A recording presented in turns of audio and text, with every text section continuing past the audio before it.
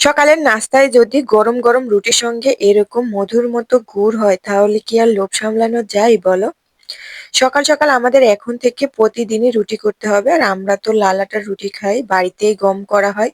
আর সেই গমেরই রুটি করা হয়। কিছুদিন আমরা আটা করতে পারিনি কারণ খুবই ব্যস্ত, গমগুলো ঝেড়ে পরিষ্কার করে মেলে আবার ভাঙে নিয়ে আসতে অনেকটা সময় লেগে গেছে। একটু সময় পেয়েছি, এখন গুড়ের সময় রুটি না হলে হয়? তাড়াতাড়ি করে আটা ভাঙিয়ে নিয়ে এসে আজকে সকাল সকাল গরম গরম রুটি বানিয়ে চলে আসছি গুড় করতে। আর গুড় প্রায় হয়ে গিয়েছে। আমরা যেহেতু পাটালি করছি আর এখন তো নরম করছি না, যার কারণে আমি কিছুটা গুড় উঠিয়ে রাখছি। এখানে প্রায় হাফ কেজির মতো আছে, আমাদের হয়ে যাবে।